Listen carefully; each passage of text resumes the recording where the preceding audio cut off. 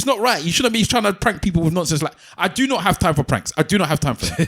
I do not. There's people who are going through enough in their life for you to be pranking them on the street. People are going through enough, bruv. I hear you. You don't know if that person yesterday has a dad that's got cancer that just died. Yeah. You don't know if that person has just come from work and somebody's been sexually harassing them. You don't know all of this stuff and you're there doing pranks. I ain't got no time for no damn prank. Don't prank me, I'll shoot you if I had a gun. ESN, Eloquently say nothing. With a yarn true. Culture. Music. Politics. Life for the gist.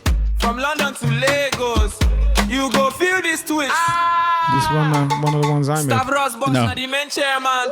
Big Wahala, steady scatter program. Simple Simon, the reason I'm slow. Mr. Yo. ESN podcast. We there for your ear. ESN podcast. Every week we are there. This one I made ages ago. Podcast. Nothing where we fear. Eloquently saying nothing, but we still declare. Salute web slinger, Baba on the net. Now him string the web, make the people connect. If you're ready for the matter, make you see. It's meant to be a Fuji style. Eloquently saying nothing. Or upbeat Afrobeat style.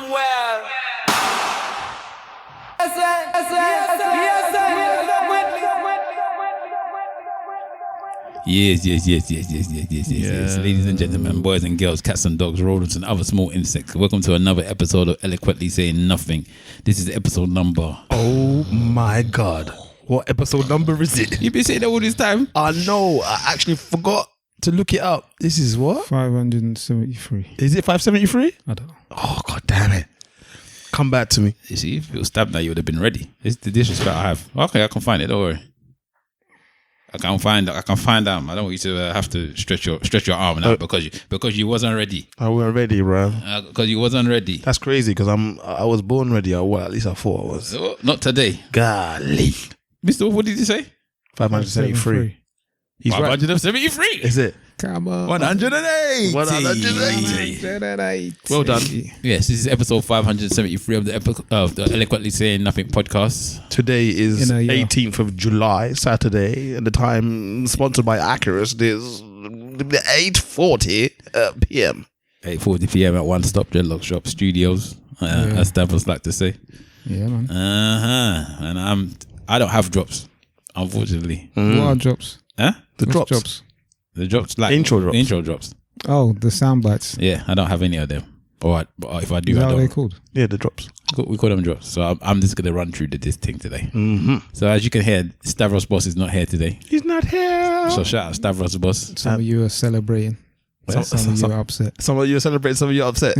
Oh, you mean the listeners? Yeah. I think most listeners like Stav. Yeah, most of them do. Some of them don't. I don't think there's anyone that would not want Stav on the... Even if you don't like him, I still don't think they would not want him on the actual podcast itself. I'm going to go as far as to say to the listeners, please leave a comment on whichever platform you're listening Somebody on. did leave a comment actually, and they called Stav a fantastic host, and they called him the Beyonce of the group. Yeah. Oh. I saw that. I do know a listener that doesn't particularly like Stavros. Okay. But not liking him, and does you not want him on the podcast completely? That's a completely different situation. Yeah, she thinks that he can take a break sometimes. Oh dear. Ooh. Oh. She feels that he doesn't give you enough chance to express yourself. Oh, you see? Oh, and it's shaved. No, but I also believe that's not necessarily a wrong distinction. I do think that's the case, because I think just because by default he's my brother. He's my brother. At times he probably knows what I'm gonna say, so he's already trying to cut me to because he already knows what I'm saying and stuff like that. I don't think he's intentional to. No, in fact, he's probably intentional. No malice, but it might not be with but it might not be with malice, but it's probably intentional still. But yeah, I get it. I was gonna say anyway to the audience listeners, leave a comment on whichever platform you're listening this on, and let us know whether or not Stav is a good host, or whether or not you feel you need a break from him at times. I think it's good at times that me or Stav are not here. Why? Because we're constant. In what sense? That we're always here. So sometimes might not be here, you might not be here, but the constant is usually me and Stav. It's probably me as well because of the situation. Yeah. So when I'm not around or when Stav's not around, it completely changes the dynamics of the podcast. Of course. That's why when me and him both weren't around and it was just the two of you, it was a completely different situation. Yeah, I think that's never happened, innit? So after being podcasting for how many years, 15 years now or something like that? I can't remember now. Yeah. To never have just the two of you on a podcast on his own is crazy enough on his own. So yeah, it's nice to have different dynamics to sometimes not have somebody. Yeah, I agree. It means that other people have to lean a bit more on having to take up more of the slack. Yeah, it means that other people, maybe as Mr. Wolf just alluded to, play out of position. Because I remember when I listened to the podcast where it was just you and him. Yeah, I felt the same way like that lady said about me with Mr. Wolf. What's that? Because Mr. Wolf was saying stuff that I know that Stavros just would not have agreed with. Yeah, he would have cut him enough times. Yeah, because he would have been like, that's rubbish. And then it would have been like a discussion point where the discussion might have got shifted from what he was actually saying, to the debate of whether or not what he's saying makes sense or is what he agrees with. If that makes sense. Yeah.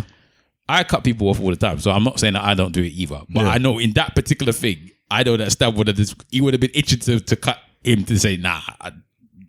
Why? Which is the right thing to do as a host most of the time. But it was nice to actually let Mr. Wolf actually finish his point because you're not necessarily going to cut him because you might also agree with some of the stuff that he says as well. Yeah. Interesting. So that's why I found that particular episode quite interesting. But anyway, let's head on there. After the 15 years, there is one dynamic that we still haven't had yet. Which is what? Mr. Wolf hosting. I have hosted. He said twice. that he's hosted twice. I've never I've never remembered these times. But if you say you've done it, no one else remembers it but you. That's strange. It's funny because all of you got pretty good memory except for your brother, but how can you forget the one time or the two times that I hosted? Because maybe you thought you hosted and everyone else just thought that you didn't. Of course, that was the whole idea. Like, you're going to do it today. Yeah, but maybe you just didn't end up feeling that way. Maybe somebody else just took over anyway and you decided you was going to host and it didn't end up you being hosted. I remember he was moaning about me talking about time, just kind of get it. And then, he's kind of pushed me to host and I hosted. No, I my memory of you hosting has always been... Mr. Wolf, are you going to host today? Nah, not today. I'll do it another day. Let's see if chat can find it. Yeah.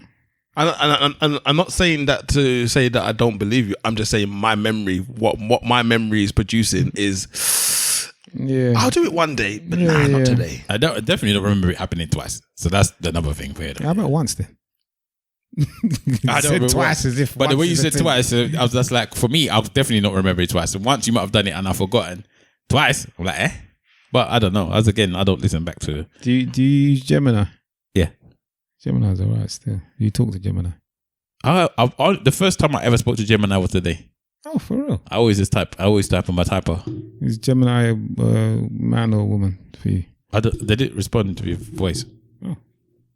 So, okay. Because normally when you talk, it responds. It did respond with this one. I think I don't have that option on my thing, but it does happen on my Google Home. So my Google Home has now changed to Gemini. So when I ask that question, it will respond back and ask me if I want to continue with this and that and blah blah blah blah. Let's ask Gemini. Let's see if it works. Hi, Gemini. Hello there. What can I help you with today? The Eloquently Saying Nothing podcast. Can you find me the one episode that Mr. Wolf hosted?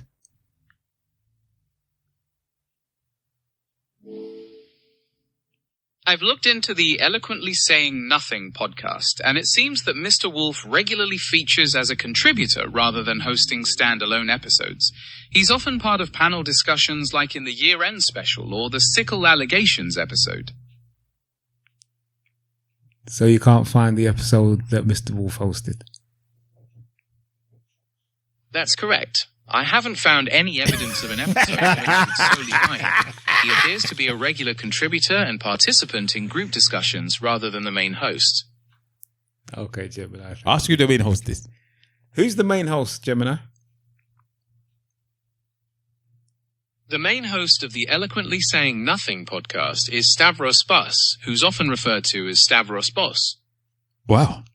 Yeah. Okay. Wow. Okay. I didn't know. Because Glad I could help clear that up. Feel free to ask if anything else comes to mind. how do you ask it? How you know? I gather that information by using search tools to find details about the podcast across various platforms and online sources. Thank you.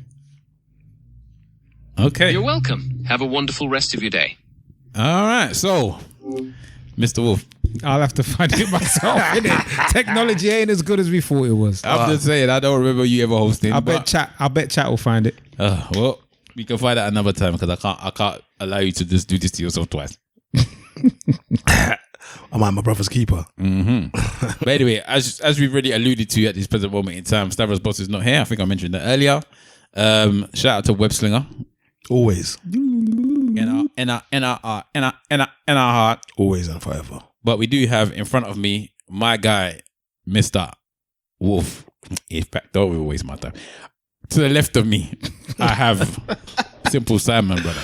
Oh my God! Oh God! Oh Greetings of your majesty and this thing and that thing. Queen of the African.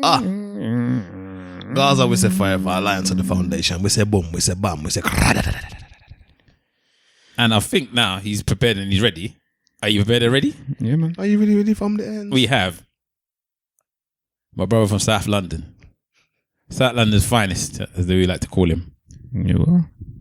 Oh, you what? You He's know, a lot finer than me. He's a lot finer than me. are you talking about looks wise? General, whatever you say. Okay, see, this is what man decided to downgrade himself to allow to put his brothers and sisters up. I like that. Man. I like that. We have Mr. Wolf in the building. Yes, with Winston Wolf. What's going on, people? You can catch me on Instagram on aka Mr. Wolf, on Twitter on aka _Mr. Wolf. I have, as per usual, something for the Yoruba culture. This is another one where there's a word that when used in a different tone and a slightly different pronunciation means 5,672 different words. Yes. This one is Ogun. We all know or may know that Ogun is one of the Yoruba deities as well. So listen to this one. It's quite fun. Minute and a half. How do you say drug in Yoruba? Ogun. War. Ogun. How about he stabbed him? Ogun. It's long. Ogun. Inheritance. Ogun. Sweat. Ogun. The capital of Abeokuta. Ogun. Charm. Ogun. How about 20 years? Ogun. Pharmacist. Ologun. Warzone. Oju Ogun. How about Warlock? Balogun. Interesting. So how do you say Shegun went to war for 20 years, but he was hit by a long charm in Ogun State because of his inheritance that he got with his sweat? And even when he went to the pharmacist to get drugs, they found out he was stabbed from the war zone and they made him warlord.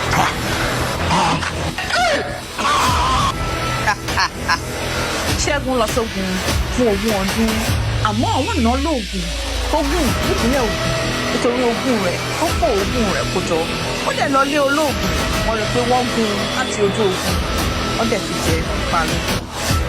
Clap for Jesus! Clap for Jesus! Clap for Jesus! Ogun. The production, the background noise. Yeah, I was gonna say you need love. You need to turn on that music, love. Yeah, true. Whenever they do the music or the sound behind it, it kind of distracts from the main point. But yeah, the word Ogun means 5,672 different words. We do this quite often, yeah, where we have this thing. The question we have to ask now, yeah. Dun dun dun dun dun dun. Are European people just lazy? Because why is the same word making 100 different things? Why can't they just find a different word? Why did they have to put the same word with accent on the thing to make this the thing? Why is it the same word? It's interesting you should say that because I think that shows the sophistication of language. I was thinking similar. That it's the opposite to lazy. It's nonsensical to me to have 20 different things that sound exactly what. Okay, Maybe in various languages, but maybe if you want to be covert about it, you're going to war, you don't want him to know what you're saying, so you make it sound like you're saying something when you're saying something else, maybe. But this lady just gave you almost 20 different examples of the same sounding word. So somebody that does not speak Yoruba, the majority of them sounded exactly the same. Mm. But that's where the sophistication comes in. Because he said, so somebody who doesn't speak the language, it sounds exactly the same. So if you do speak the language, that's where the sophistication lies. Because can we think of examples in the English language? There. Yes. The word read. Good one. The word read and the word read are spelled exactly the same way. They don't have any accents on them. And if you do not speak the language and you read those words, you don't know which one how you're pronouncing them. But they're not reading the word. And read and read are two different sounding words. Yeah, but read and read. And read is also READ, REED. Yes. There's loads of words in English that are like. And what does that mean? Read. One is a read from like the waters, and one is read as in you're reading a book. There's loads of words like that in English where they phonetically sound the same and they don't mean the same thing. Mm. Yes, it happens. Let me ask Gemini. But it's there. There's there. That's what I'm saying. There. Yeah. That's the one I always think of. Yeah. And I hate it when people can't get them right. And I don't hate it. It's there as a place, there as in their belonging, there as in they are. Yeah. And they're all pronounced exactly the same, spelled completely differently. Mm-hmm. People can make mistakes, man. I'm not there to just be. It's a mistake. Come on, man, get your grammar right. No. So that's why I said it's a bit more sophisticated. I think generally speaking, when you have a language, like languages are ciphers, aren't they?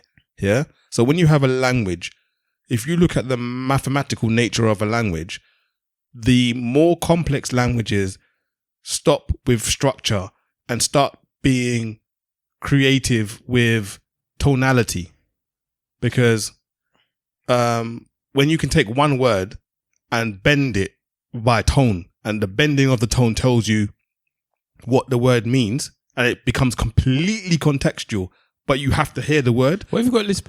I think that makes it more sophisticated as a language. So like in patois, for example, you'll have one word and you can put it anywhere in the sentence, and depending on how you've toned the word is depending on what it means. But so in this situation, what if you have got a lisp? What do you mean if you've got a lisp? And you can't make those tonal voices because of your lisp. So you just can't use the word? No, but the tones are not in the mouth, they're in the throat. I don't know about that. They're not in the mouth. I don't know about that, man. Do, re, mi. That's I would like to hear Eubank start speaking Yoruba. I'll see how it goes. But the Yoruba, they say the Yoruba language is do, re, mi, innit? That's the tones that they use. Well, Yoruba is overly complicated regardless of even tone, because obviously you got to have two different ways of saying the same thing to two different types of people. That's not complicated though. That's sophistication. It's just learning something new. Yeah, it's complicated. No way. Because then you have to decipher who somebody's older than you or not before you say the word. You have to think about what you're saying to that person before you even say it. Sophistication. Yeah, and so if me and you was walking the street, yeah, right, and you got your hat on, by default, it is the ekaro, like it is to show respect by default, even if you're younger than me. That's what people do. No, of course, if I'm younger than you, I'm supposed to give you. No, from me to you, because you haven't deciphered which one's older or not. Yeah, and then it's based on that. Then you start having a conversation and getting to know the person. But if you don't know the person, just by default, you would say that. It's complicated. Yeah, but that's where the sophistication comes in for me. Overly complicated. When live, LIVE. Oh yeah, live live. Slightly different. Yeah, but again, they don't sound the same. Spell the same. Yeah, there's many that spell the same. They don't sound the same. Where? Where? Yeah, where? Morn is there morn is one as well. There's loads, but they don't sound the same. Most of them. No, morn is one of them that sounds the same. Mourn. Yeah. What's the second thing? With so there's mourning when you're in grief. There's mourn as in mourning. No, it's not the same thing. Is it? You're mourning and mourning, but not the same. But the word sounds the same. But they're the same word. They were mourning. Yeah, but it's good morning. Yeah, they sound different. That's a tonal thing. Like is it that one morning? Yeah, morning. Good morning. Good morning, or are you morning? And morning. No, it's not the same. They don't sound the same. No, it is. No, it sounds exactly the same. They don't sound the same to me. It sounds two different things. And then there's more. What's up, more? Okay, the more. Yeah. M-O-O-R. Yeah. Okay. There's There's more M-O-R-E, more M-O-O-R, more M-O-O-R-E. So like it's the same sound. The English has it. Those are them. But people say English is lazy as well. But anyway, that's another discussion for another day. No, I don't know if So everyone knows how to speak it because it's not a complicated language. No, it is complicated. English is one of the most difficult languages to learn. Everybody who's Anyone that seems to be able to learn another language tends to be able to learn English easy though. No, from my experience, from the people that I've spoken to, they tell me that English is a difficult language to learn. Well, they all managed to learn And it. I'm talking about people that speak Chinese. But they all still managed to learn it. And it's not, we can't learn it that way. I'm not saying that. It's not that you can't learn it. We find it more difficult to learn it. To learn other languages. Yeah. Yeah, but this language is the most difficult. All right. From what I know, it's among the most difficult. All right. I'm not going to find anyone. We find Mandarin and Cantonese difficult to learn because the systems are completely different. Yeah, so from English to thing, but the systems are completely different. In English, you've got 25 letters or 26 letters to make up your alphabet. So all your words are a combination of those 26 letters. The Chinese, simplified Chinese or whatever it is, they've got like 1,000 characters. And you have, the characters are concepts rather than actually just one letter, if that makes sense. So there's a little bit more sophistication to that. But aside from that, the rules around how to sentence structure and what have you in English are very, very difficult. And I've spoken to a number of people who speak different languages and they all say exactly the same thing. It's so difficult. Okay. Wind. Yeah, wind, wind as well. Yeah. And to someone who doesn't speak the language, it will more or less be the same. Even two. Yeah, two. Another one. That's another one. All right, cool. Tear, lead. His man is just reading them out now. Desert. Yep. Dessert. Yeah. Loads, man. Mm-hmm. All right. So, this week, did you guys come with topics? Like I asked? You did ask, and I wasn't in the position to topify myself at the time. Right. No problem. Let's start off with England. Okay. England! All right. So, last week we were speaking to you. England was still in the World Cup. What's the song? That Wonderwall. That's it. Yeah, that's what they were singing after every game, innit? Ain't singing on Wonderwall now, are they? Mr. Wolf is quite happy that England are out of the World Cup, it seems. Big Wahala is not as happy as this is one of the first times I've actually wanted England to potentially win the World Cup. What was the reason for that? Because I said they were going to win the World Cup. And I wanted to be proved right. Basically, and you wanted to be right. And not even just that. I wanted to see, I actually wanted to see the interesting phenomenon of how the country would behave after England had won a major tournament, because I've never actually experienced that. Okay. It just wanted to see what would happen if England won the World Cup. Would it, all of this far right behavior that we've had, all of this doom and gloom, all of this disgusting behavior that we've been seeing in England at this present moment in time, would it make a major difference, or would it make a change if England won the World Cup? So I was very interested to see how the country would behave. Obviously, there was talk of if we won the World Cup, there would be a bank holiday on the Friday for the parade, for people to come to the parade. Or is it just the one year? This year, it wouldn't have been. No, not every year, just for the parade. Basically, parade, they'll do a bank holiday, because obviously that would make sense, because no one would go to work anyway if they were doing it, and they would make a lot more money on that day as well. I would be interested to see how parade would go for England. Yeah, where would it go? It'll go for everywhere. It'll probably go. I don't know. It'll probably go around Wembley or somewhere. I don't know. Trafalgar Square. But it'll be interesting. I just wanted to see what it would be like in this country if England won a major tournament. Yeah, like I'm trying to think of a major tournament that England have won. They've won the rugby, haven't they, at some point? Yeah. But that's not big enough sport. No. What's a big sport that England have won during the lifetime that you've been around? Just the rugby.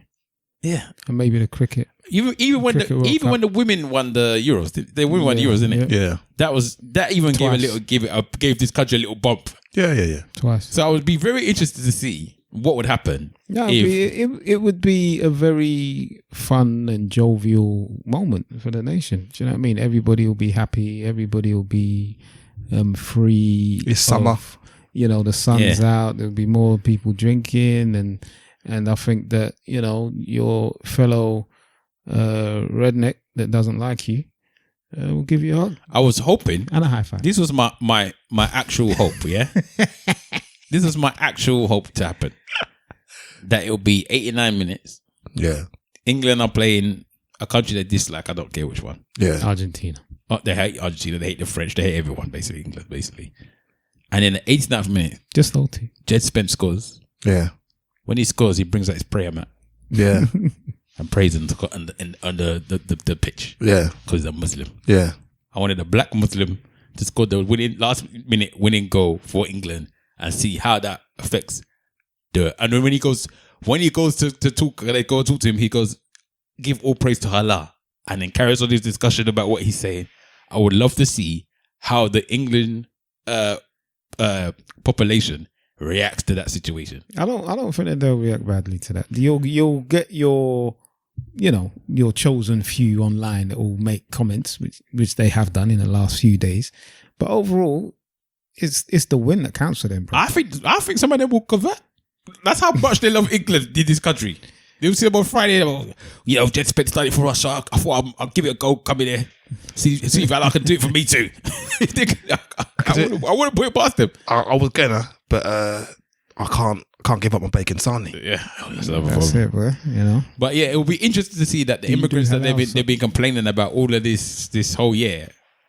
One of the children of an immigrant scores the last winning goal. In the World Cup, my fingers were so crossed that none of us black was the reason why they lost this game, because it wasn't us. Yeah. I mean, I think that most people were hoping that. Do you know what I mean? For me, I didn't really care. I just wanted it to happen, whether it was them or not.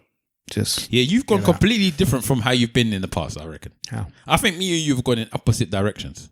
I'm no different to what I was 4 years ago. No, because I've never heard you actually talk about, like, you had almost like a disdain for the black players this year. No, just fed up. Do you know what I mean? You understand what I'm saying? Yeah. Yeah, just fed up. Just ain't got time for them. They ain't even got black women either. Do you know what I mean? Yes, they do. A couple of them, man. All of them. All of the players that. I'll beg your pardon, bruv. Eze is married to a black woman. Yep. Saka's engaged to a black woman. Yeah. I don't know what Noni's got. And that's it. I don't know. What other black players have you got there? Jed Spence is got, do you know what his woman looks like? Not just sense. But you're saying all of them. Okay, but you just said all of them. What other ones is there? Konsa. I don't know what Konsa has. What has Konsa got? You know? Yes. Oyibo? Of course. Rashford hasn't got no woman. Yes, he has. Has he got a woman now? Are you sure? I'm sure. What is she? Is she Oyibo or is she Latina? Come on, bro. What is she? She's... Are you sure? The last one I saw, was it Oyibo? Rogers. Who? Rashford? Yeah. Really? Yeah. Rogers. But these are all half. Yeah. But I'm talking about the dark black from the village of villages. Mark Gahey. Mark Gahey. I'm not sure Eze's woman's black either. No, she is. Black. She's Jamaican. Oh, she's Jamaican. Mark Gahey. I don't know about him. So the starters, basically, are all the ones that are starting the games. Their women is black. No. Anyway, they're not dashing with black women, but was putting them in there. Why are you involved with them for? Anyway, listen. Yeah, you was very anti the black players and bun them and I ain't got time for that. and I was more on the most lenient side I've ever been about England ever in my life. Yeah. Why did you have a shift? Because I was quite surprised. Because I've seen the Nigerian football club. I've seen them. I've seen how they behave, and I do not feel like any of them should play for Nigeria. Or the Nigeria Football Association. You mean? I don't think any player should play for Nigeria because of how they behave. Because of the way that they behave. Yeah, no, I disagree with that. I mean, why do you disagree? I get the premise. What, for us not to have a footballing nation? I'm not saying you don't. You can have it. Based on the behaviours on on a few people that the whole nation should suffer. The few people, the National Football Association, them in general. Yeah, I know, but in fact, the whole sporting situation in Nigeria is terrible. Yeah, I know, but that's how many is that? That's going to be. Let's just call it 100 people. Yeah, but those 100 people have a massive, in comparison to have a massive 250 million people. Yeah, but they have a massive effect on the players. I know, but so then why am I putting myself through that? No, but I'm saying that. Based on those people, you're saying that we shouldn't have a footballing nation. I didn't say that. I said that I would. If nobody should play. If they don't want to play for them, I would have no. I'm not going to fight with them to say, well, you have to play. I'll prefer they all play for Nigeria. And that's cool. But my thing is that at some point, a collective effort, a collective voice, and one person, two people, three people, we have to make a stand. And the way to make a stand is to voice it. I'm a big advocate to words carry weight, and they actually mean something, that you can manifest things, that you can, when you talk it into existence, and these things can happen, good and bad. Do you get what I mean? So I am an advocate for Nigerian sports, African sports in general, to do well and to do better. And the only way is for us to hope is the first thing, and then to hopefully have people in place to actually make these things happen. But how much hope can you have? Look at when you're talking about football.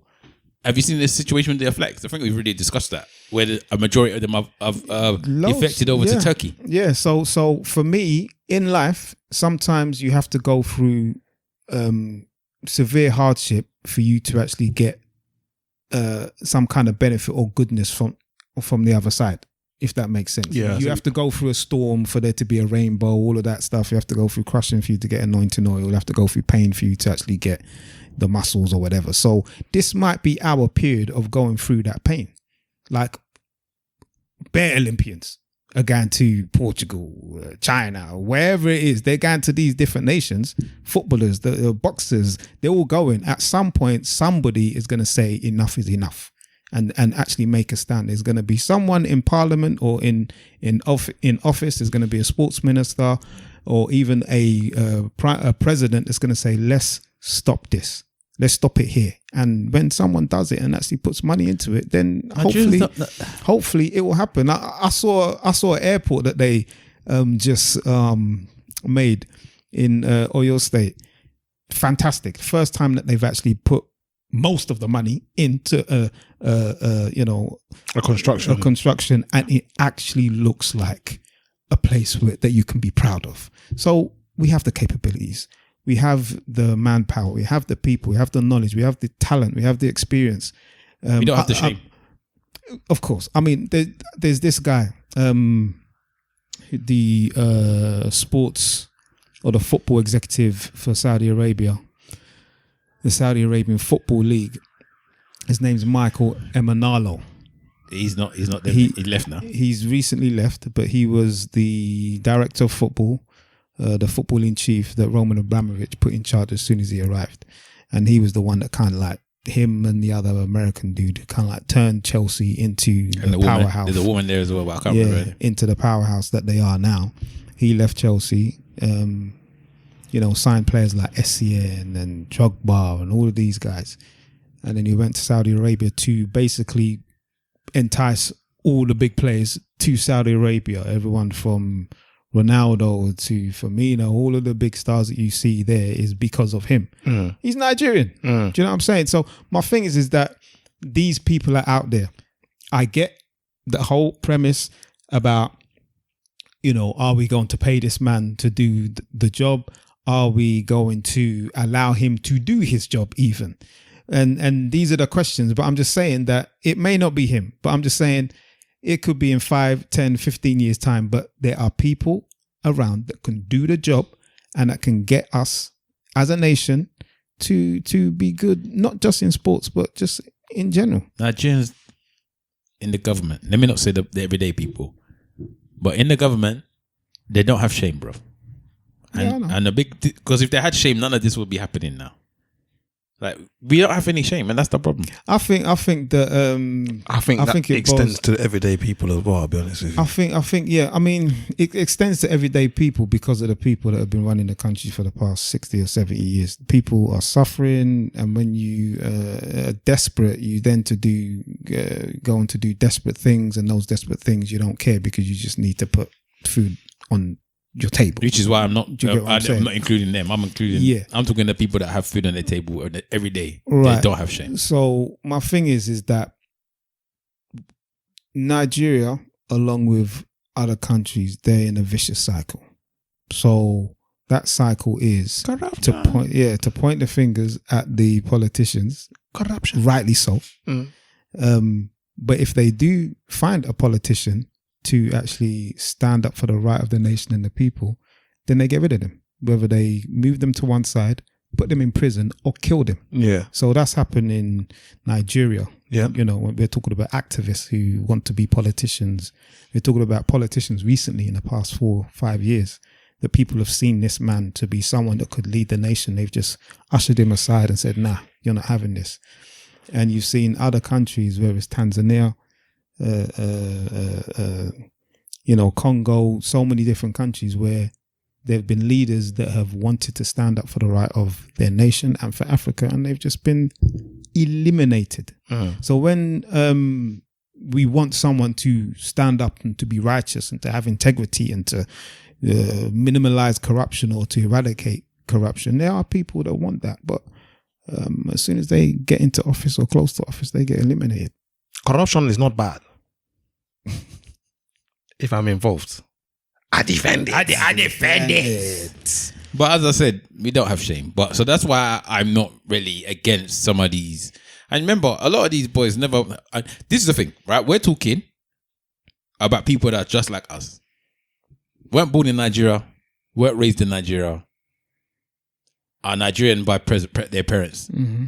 And if their parents are like my parents, or should I say my dad, definitely, they're not necessarily talking that great about Nigeria and the politics and the this and the that. They're not really. I'm sure if I was playing a sport, my dad's not forcing me to play for Nigeria. If he's not necessarily forced me to play for England, but he's not necessarily running for me to go play for Nigeria either because of the government.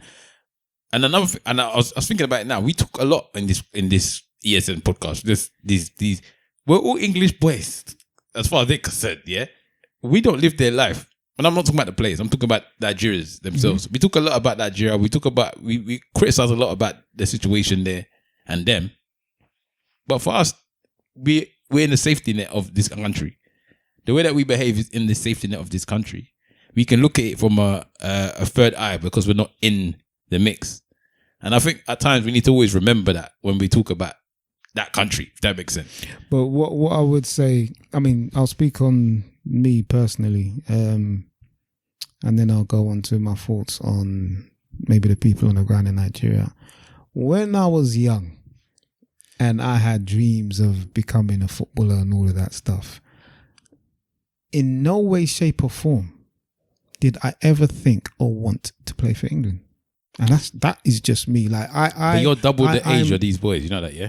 No. I'm talking about when I was young, 13, 14, 15. Yeah, but 13, 14, 15, what year was it in England? I can't remember. I mean, what, in the 80s and 90s. Do you think the 80s and 90s England is the same as the 2020s England? Of course it's not. There's going to be a difference. But I'm just saying a lot of my peers would have been like them. So I'm saying that I am an anomaly, in my opinion, because most of the players that were even of my age, they grew up, and most of them played for England. Do you get what I'm saying? Suspicious. Whether it's England youth, the under 18s, the under 21s and things like that, just players that may be my age or 5 years younger than me, 10 years younger than me, they all opted to play for England. Opted? Do you get what I'm saying? Did they even have the option to play for Nigeria? Yeah, man. I remember Efenikoku, and these are people that I don't know, but I got to speak to. These people, they all got approached by Nigeria. Okay. You get what I'm saying? So Efenikoku will be about my age or maybe just a little bit younger, I think. I can't quite think how old he is, but he used to play for Norwich and maybe I think he even played for Wimbledon as well. So, you know, I was walking around as a kid with Malcolm X and things like that. I just had this very much, yeah, man, this very much pro black mindset when I was a kid, and I was very much about my nation and Africa and black people and the Caribbean and all of these things. Like, I remember when my mum asked me when I was going to school, do you want to be called your Nigerian name or an English name? I said, my Nigerian name. Do you have an English name? Yeah. I didn't even know you had one. Yeah, but exactly. So the choice was there. My brother, my older brother, and my 2 younger sisters all used the English name. Oh. I was given a choice. I said no. So that's the kind of mindset that but I your had. English, I mean, your Yoruba name is not the hardest to pronounce. It doesn't matter though, bro. Yeah, for some people it might matter. Yeah, but it's John, it's Henry, and then there's that. So everybody was going to look at that and think, and bearing in mind, it wasn't the short version when they're calling it in school. The full version. Yeah. Okay. You get what I'm saying? You still not that hard. Sorry? You still not that hard though. Yeah, but I'm not taking away from you, but I'm just saying. But it's not about whether it's hard or not. It's the fact that it's not English. Yeah. It's an African name. Do you know what I mean? And then, you know, going on to the people on the land, I think that the people on the ground are very proud of the diaspora Nigerians when they represent Nigeria, when they feel like, you know, I'm going to wave my flag. I don't live here.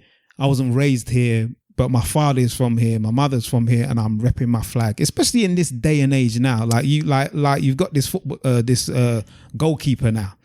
I don't know if you've seen him online. Yeah. Like, obviously, he's a good-looking guy, and all the girls are going crazy. It makes me laugh about because him. they said a Nigerian goalkeeper. I'm like, he's not even play. Huh? No, yes. He doesn't play for Nigeria. He's not. It's his second choice goalkeeper. But he's got caps. Yeah, but he's second choice goalkeeper. They make it sound like he's the first choice. I'm like, nah, he's not. The first choice goalkeeper is Conk Nigerian. That one there is the Nigerian of Nigeria. If you ask somebody to draw a Nigerian, it's him they will draw. Yeah, I know, but he's going to be number one now. Is he left? The other guys? Because of him being famous now. I don't think it's the fame. I just think that he is the better goalkeeper. I think his debut was against Brazil a few years ago. Like, he is not a bad goalkeeper to have. Like, he plays in France, isn't it? I think it's in Germany.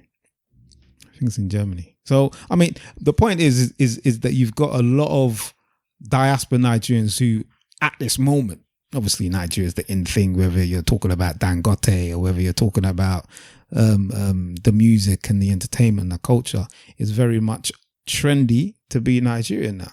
I look at a player like Ademola Lookman, you know, obviously, if England came for him, I believe he would have chosen England. But he didn't have to choose Nigeria. Did he play for England though? Yeah, like he played for England under 21s or under 18s. Yeah, and Iwobi's another one, isn't it? Iwobi didn't have to play. Iwobi played for England. Iwobi, he did. Yeah, he played for England, but his uncle said there was no way that he was going to play for England. He played through the youth system just like Victor Moses, and even Victor Moses himself said, there's no way that I'm going to play for England. Yeah. You know, and that's the kind of mindset. And when you have one player, it takes one top player to bring everybody else. It's true. So if you have someone like your Bukayo Saka, who says, you know, I was born and raised in England, but I'm going to play for Nigeria, then you're going to have your Ingamoa who's going to say, do you know what? I'm going to play for Nigeria as well. Then you're going to have this player and that player and this player. All these players, I think it was about... Bro, don't start me up. about 20 players from the Nigerian diaspora that played for other nations in the World Cup. Don't even start me off. Like when I was sitting in my office and I'm just looking at people and I get vexed. Even that Canadian player, I'm looking at him and thinking, he's all right. I was like, hey, which one is this one? Listen, out of the 48 teams, I think there was you're right, it's about 22 players that were of Nigerian heritage that were playing for. And some of them are very good. Yes, and world-class players. I look at that and the English boys still talking to me about their thing and I just start screw-facing them. And like, well, I said, because you got my best players. Yeah. And like, what do you mean? I say Saka shouldn't be playing for them. I said Eze could. Can you imagine Eze feeding Osimhen? Like all of this, like mad. If Nigeria had their best 11, Sunday in the world. Sorry, not Oli say. You know, you got also Davis, Musiala. Yeah, that's what I'm saying. If Nigeria had their 11, their best 11 throughout the world, Nigeria will be battering teams. Yeah. And look, but then again, saying that, you still have to have a decent manager. You But- need a coach. Yeah, but you could be like a France. Like I always say, the favourites rarely win. I think maybe once or twice in the world. I mean, look at France. Everyone's looking at France like, wow. I remember Well, France can't beat Spain. Yeah, it's like that's their kryptonite. My very first memory of World Cup football was '86. But when people tell me about the '82 Brazilian side, they say that's like the French team now. Like it was just full of superstars. But they lost to France in the quarterfinals. Do you know what I mean? So rarely you get the favourites, the favourites and the quote unquote best team winning the World Cup, and like Nigeria could get to the semis and we will still feel proud about it. Do you know what I mean? My first World Cup memories is Italian '90. That's my first World Cup memory. Just 4 years later. Yeah, I don't remember '86. Man, like Scalacci. I remember Italian '90, and I remember the game as well. Italian '90. Yeah. Roberto Baggio, them man there. What's the year where Roger Miller was? 90. Yeah, definitely that's about 90. Yeah. But yeah. So I get why. As I said, I've always been the same like you, but after a while, I got fed up. I just get fed up. I said, I can't force these boys to go and play for these teams. The Anthony Joshua one was one of the one that affected me the most. That just makes you feel, you know, if that's gonna, and it's not just him, Kylian Mbappe with Cameroon. Yeah. They said they didn't want him. They said you must pay. So whoever that person is has obviously been fired and probably just send him to jail even, because he could have been the guy that opens the gate for not just Cameroon but for all African players. This Africa's man. I love everything is money. It's money. And too much. And the reason why it's like that, because everybody is desperate and they're greedy. Do you get what I'm saying? So the reason why they're desperate and greedy is because they feel like at any moment they can go, or you know, they just need to put food on the table of their for their family and their family's family, because they don't know how long their generation is going to last. It's just nonsensical. But anyway, going back to the original thing we was discussing, England have come out of the World Cup with a performance that is. Yeah, I mean, I don't know how to. It was inept by the manager. Oh my God! So I've never seen a performance happen where everyone is blaming that you are the problem, and everyone can see, and everyone could see what was going to happen. Yeah. Everybody, hold on, like there's 25 minutes to go, and you've conceded, and you're defending. You're not conceded. You're winning. Yeah, you're winning, but now you're saying, I don't trust in the players that I have. I'm going to now just defend. But that makes no sense, because your defense was the worst of England defense I've seen for a very long time. Yeah. So why would you do that? For me, and again, people have mentioned this, I really do think this idiot thought he was Arsenal. Tuchel. Like, because Arsenal's there all the time, innit? You know, we get 1-0 up and then we'll just defend for the rest of our game and be happy to defend for the rest of the game and win the game. In the past seasons, we weren't winning. It was drawing, remember? Because people would come and eventually they would score. But last season, we was just winning. I looked at this fool and I said, you really think that you bringing on another 2 defenders is going to help you against this team that clearly were happy to press? Did you not watch the game against Egypt? Did you not watch the game? What's the game they had before? After Cabo Verde one. They're that one. As well? Morocco as well. Yeah, did they beat Morocco as well? No, they beat Egypt. Who did they play before? No, it was France that beat Morocco. Who did they play before? What's that team? Whatever team it is, all they do is keep scoring in the last minutes and keep coming back. But the one thing they were doing was letting in goals. Why did you not just go for another goal? It's why? For me, it was down to fear. What would you have done? Who would you have put on that pitch? Can I speak about a manager that's doing really well right now? He's one of your Cesc Fabregas, yeah? And they done a little interview with him before anything happened with England, maybe about a month ago or so. And he spoke about being in that situation when you're 1-0 up against a very good team. There's about half an hour to go. He said, I will never bring on another defender, because what that does is that it changes the atmosphere in the stadium. The fans can see what you're doing. The opponent coach, opponent players, and even your own players, subconsciously, will take steps back and think, okay, we have to defend our lead, as opposed to actually going for it. And he said that the best thing that you can do is either put on a midfielder, an attacking one, or a wide player for pace. This is exactly what I was saying. So the first thing I was saying is put Eze on. Or Rashford. Or put Manweke on, or whoever, and put Morgan Rogers in the middle. All I want from you now is to put in a player that can hold the ball and get fouls. That's all he needs to do. Somebody that's comfortable holding the ball. Morgan Rogers is that guy. He's gone to Chelsea now. Yeah, 170 million. 6 year plus 1 year contract. Just ridiculous. Right under your nose. No, I don't have a problem. I don't think that's right under our nose. I think because you guys are favourites to get him, innit? But no one's paying 117 million for him, so it's not right under your nose. It's on top of your nose. No, but you was it's on top of your nose. But you was favourites though. Yeah, but you could still be favourites. If somebody gives you 100, the same thing that this is mirror image to me as what happened with Mudryk and what happened to Mudryk. Yeah. So I'll leave it at that. But when you're like playing in that type of game, I completely agree with Seth.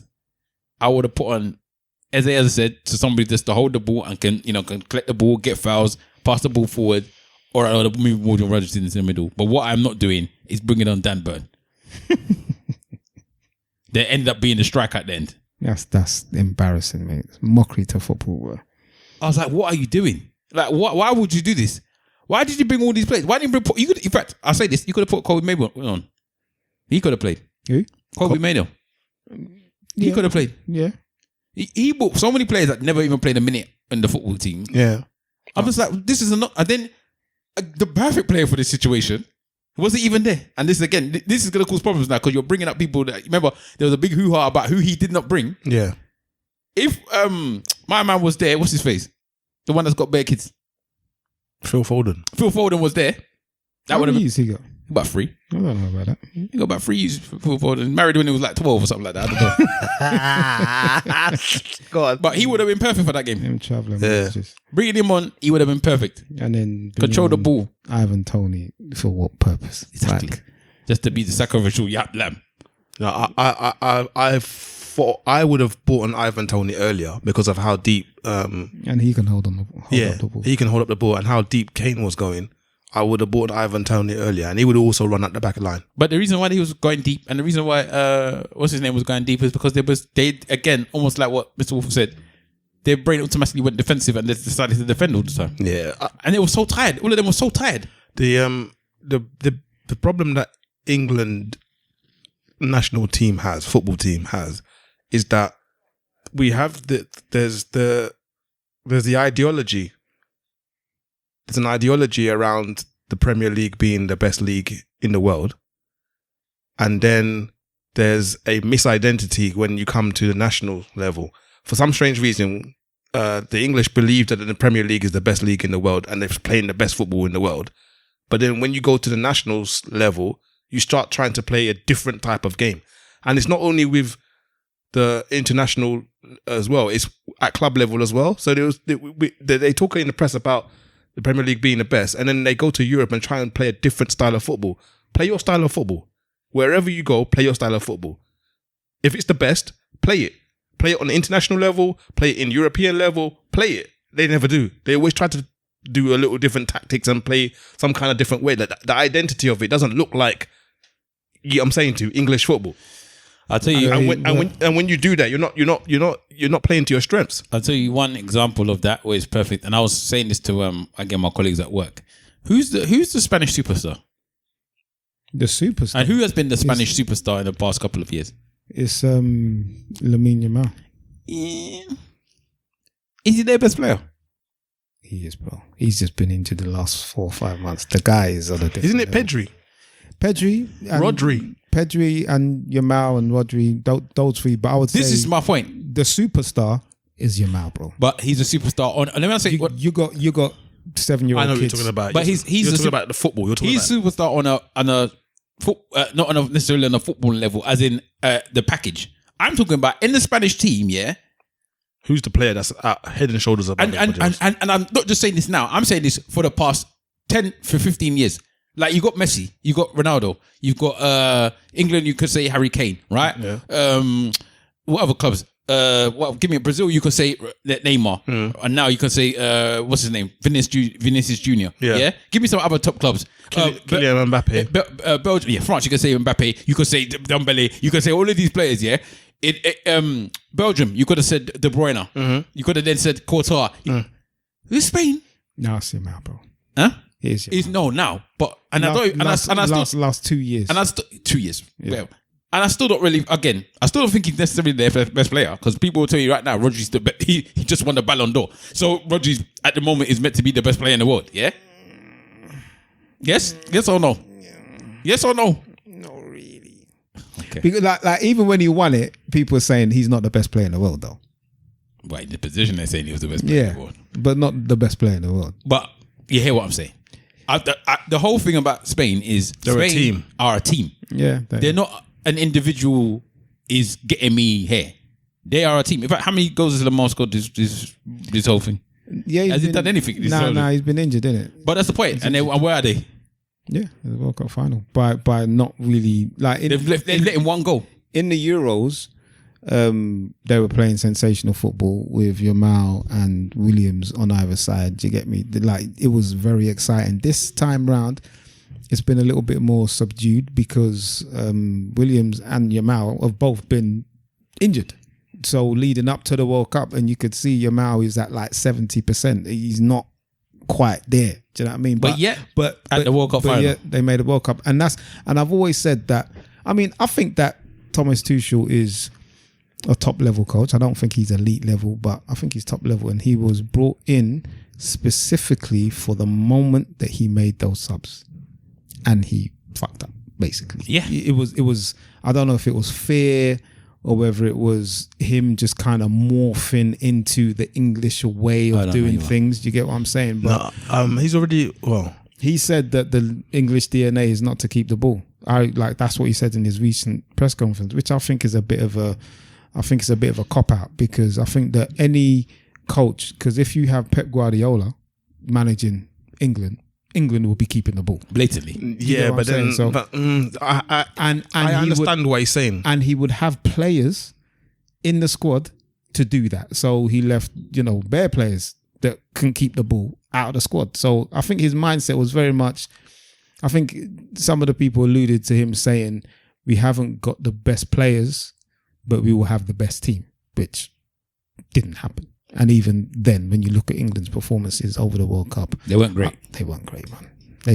Also, I think the other thing that we, as the audience, don't appreciate is that his contract was to get them to semi-final or something like that. No, it's to win. No, his contract was to get them to semi-final.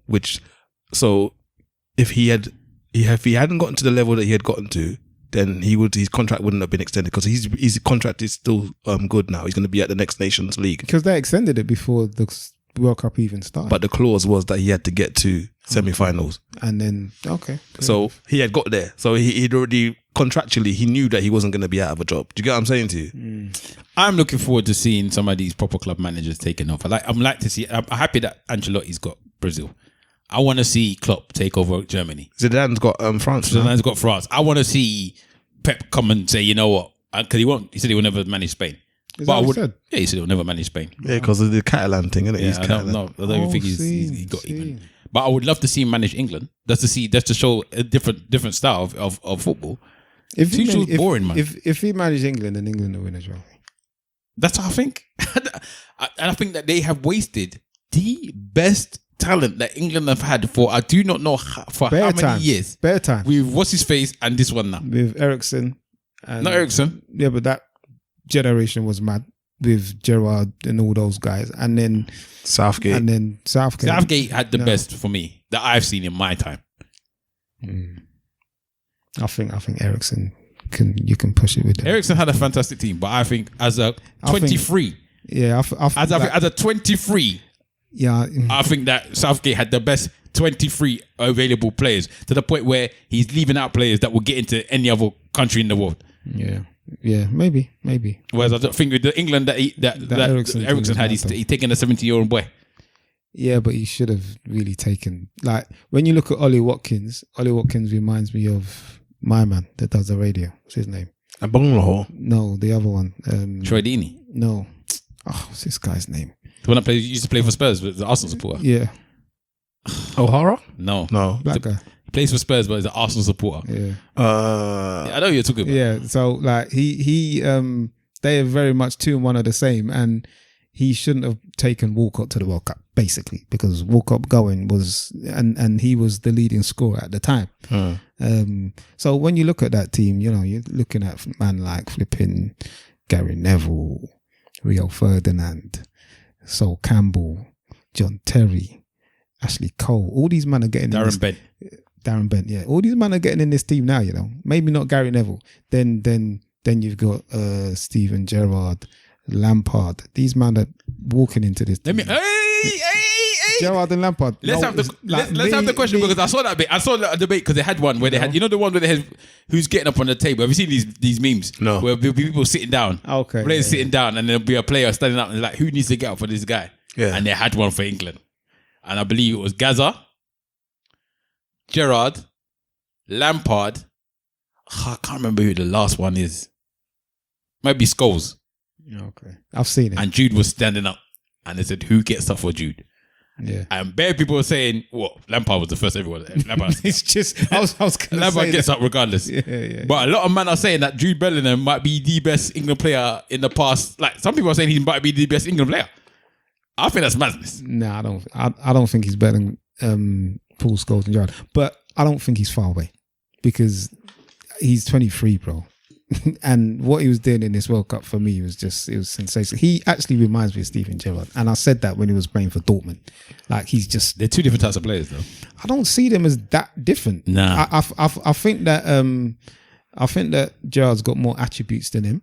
But I think Gerrard's more of a he could spray the ball a bit better. In terms of passing, yeah, like so I do think that they have similar attributes. That he has more attributes than him, but I just think in terms of leadership and they never say that your team, yeah, they never say that scoring at the right time and providing at the right time and giving everything, leaving everything on the pitch. They're very very much similar in terms of players. I think that maybe that, but as players, as in football, I think Steven Gerrard's a better footballer for me than Jude Bellingham. I agree, but I think Jude Bellingham is just Jude Bellingham. he's that guy, but. Remember, these people are thinking they're not even taking him. Yeah, because of his attitude, apparently. Yeah, crazy. Now he's the top scorer in the World Cup with Harry Kane. Yeah, mad. And more assists. Top player. Slightly feel sorry for Harry Kane because this is his last World Cup, I reckon. But you never know. Yeah, well, hopefully. I mean, in next summer is the AFCON. Yes, it's in June. And unfortunately for me, it's in June because that reduces my chances of going dramatically because it only gives me 12 months to prepare, and normally it would be in December going into January. So it would have been in December 28 into December 27 into January 28. I was gonna go, no long thing, but now why did they move it to June? Because now they're doing it every summer. So there's going to be one in 27, one in 28. And then 4 years after and that. then 4 years, every 4 years after that, every summer. So next summer it's going to be in Uganda, Kenya, and Tanzania. And I really want to go, bro. I'm going to find a way. I'm still, because it is a financial thing, because I've got a big holiday to go next year. You know, I'm telling you, there's a massive milestone. I'm sure what you guys can guess what that milestone is. In terms of age. Go short it. You know what I'm saying? So, the missus as well, she's massive milestone in terms of age. So we are planning a massive holiday. So, and spending a little bit of money on our birthday celebrations. And it's in the same summer as the AFCON. Well, like I said, I'm trying to go myself as well. I'm trying to. Because you frequent Tanzania. Yeah. So I'm trying to go. So you can't not go. Yeah, but here's the thing: like my family that's there has moved from there now. They're not in the country. Oh. So I might still be able to get an apartment and all the rest of it. Still in Africa or back home? They're here at the moment, and then they'll go back. They're going back to Africa. They're here on holiday. Imagine that. Yeah, they're here on holiday. They're going back to Africa, but it might not be Tanzania. Yeah. That's fair. I mean, let's hope. But yeah, for me, you know, if money was no option, as a sportsman, I'd love to do all these sports tournaments, man. World Cup, AFCON first and foremost. You know, a couple of Grand Prix, a couple of boxing bouts, you know, Olympic Games. My thing now is which one of those 3 countries to go to. Maybe go to the one that you haven't been to. Yeah. Kenya, Uganda. Yeah. I heard Kenya's the place as well. So, you know, you got to try, man. You got to try and go down there. We got to, man. I ain't got nowhere. Why not, bro? I got other things I got to deal with. Okay, that's fair enough. Just like me. So it's very it's a tough one. If I'm going to AFCON, I'm going to one that's in one country. I'm not going to this multi-country. I don't agree with it. I don't think they're ever going to do that. I don't agree with this multi-country business again, man. I don't think they're doing it anymore. All these big tournaments are now going to be in multi-countries. It's nonsensical rubbish. I agree. Like the next World Cup is in Portugal. That's like 6 countries. Spain and Morocco. And in... No, there's more because we had this discussion on the podcast, didn't we? About there's some commemorative games that's going to be in Argentina and another game's going to be in somewhere else. No, not World Cup. World Cup. Nah. Can you talk amongst yourself so I can tell you?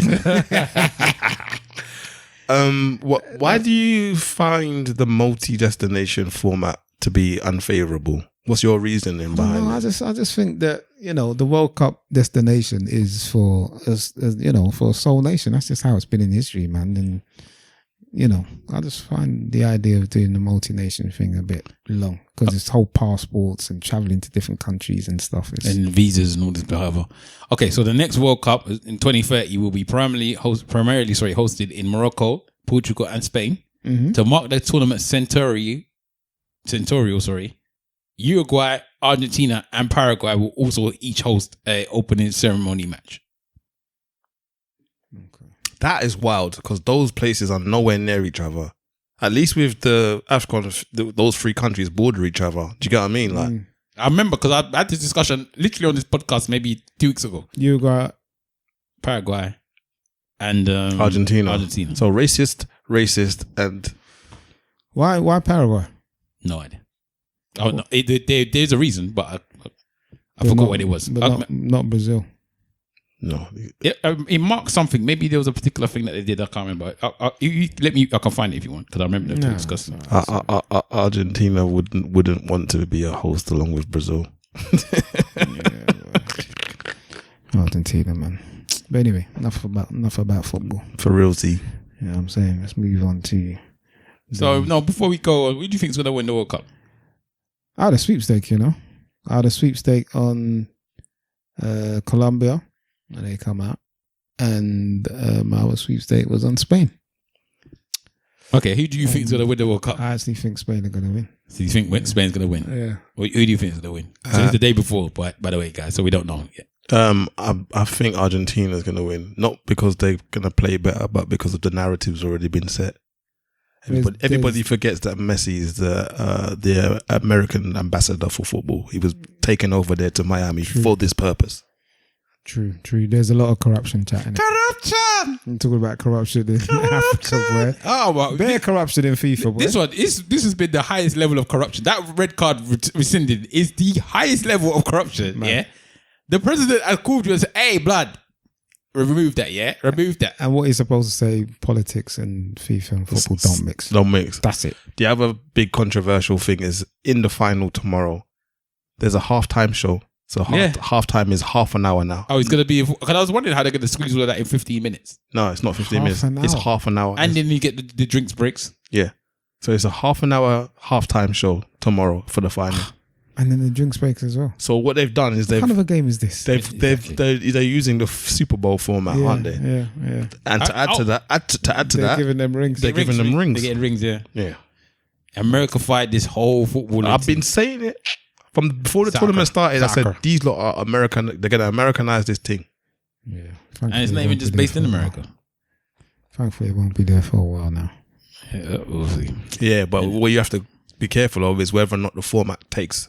No, you say that, but here's the thing. What will happen is this. So it's the winter sport, so there will be no need for them breaks. No, yes, but you've got us who are purists who are making the logical assumption that you don't need those breaks. Most of the games that played at this World Cup, they didn't need the breaks, but they had them anyway. What will happen is everybody else will say no until America release how much revenue was made during those hydration breaks. And I guarantee you some other countries are going to be like, because like I said, money is the power of all things. Super Bowl 15-second, 30-second advert slots are millions and millions of dollars. You understand? So if you're going to have hydration breaks where you got 3 minutes, definite sure of adverts, how much money are you making in those 3 minutes? Boy, I can't see it, but I understand what you're saying. Yeah, man. Follow the money, bro. Bastards. Anyway, move on. Yeah, you move on. Yeah, move on to what? What was you gonna say? You saying you wanted to change the subject and start talking about something. You did start saying. Oh no! You see what I'm saying? Sorry. You're looking for me to come up and provide this. Yeah, because you tend to have topics all the time. But I did. He has got something. I was gonna. There was something here that. Hold on. That's what I'm saying. He was about to say something. No, he was just moving the topic on. Oh, okay. Yeah, no. It was just a discussion that I was having with someone at work, just about humanity. You know, that the question that somebody asked was, are humans naturally good? No. Or are they selfish? Because being selfish doesn't mean that you're bad. That's exactly. He just said that human beings are naturally selfish individuals. I think that everything is naturally selfish. But you're putting the selfish banner on something when somebody is looking out for themselves, maybe. And I don't think that is necessarily someone being selfish if you're looking out for yourself. But that's the definition. Isn't that the definition of selfish? No, it's when you look out for yourself. I think let's have a look at the official definition. Okay, you look too. It's for me. I think it's when you look out for yourself when you could, or when it may be beneficial for you to help another person or to give to another person that you will just keep for yourself. So having or keeping for yourself doesn't make you a selfish person by default. I think it makes you selfish if you then could give to someone and you don't. Okay. Selfish means caring only about your own needs, desires, and interests without considering the feelings or well-being of others. It is a disapproving term used to describe behavior that prioritizes personal advantage over the needs of a group or a community. Yeah. And so I don't think I think the environment of this planet means that the living organisms on this planet, by definition, have to be selfish. As individuals, because we've seen in the animal kingdom that a pack of hyenas or a group of lions a lot stronger when they're unified. Yeah, people being unified doesn't mean that they're not selfish. For the greater good of themselves. Like, okay, if I could do this myself, I would, but I can't. I need these other people. But if I could do it myself, I would. But do you think that would be the majority but do you think that that's the mindset? I think that you're born with that. I want to do this as a unified pact with my brothers because I want us all to do well. No, it's this. I want to do well. And the best way for me to be able to do well is to work in unison with these other lot who also want to do well. Do you think that but not because I want to do well for them. I want to do well for myself, and that's a byproduct. This is the mechanism that we need in order to get the result. Do you think that that's the mindset of a group of lions? Yes. Really? Yes. Yeah. Do you know why? Because the group of lions is kind of managed by the lioness and overseen by the lion. Yeah, but the reason why I'm saying that is so she's taking care of her children. Yeah. And maybe her people then. Yeah, but it's his children. Okay. If there's ever a situation where that lion is no longer in place, no longer in situ, no longer able to have the overriding presence over that pride, he gets killed, And the very first thing that the new lion does is kill all the children because they're not his. Do they? Yes. It's the first thing they do. What am I feeding them for? It's the first thing they do. And why are you now you're gonna be the one that's gonna come and try to go against me, brother? Yeah. It's the first thing they do. So they work collectively, they work in a team, but it's for self-benefit. I am the king of this selfishness behavior, right? When it comes to this type of thing. Because I blatantly, my wife always gets, she always looks at me and doesn't, I think it's one of my traits that she admires but doesn't approve of, yeah? It's my ability to do stuff to get what I want.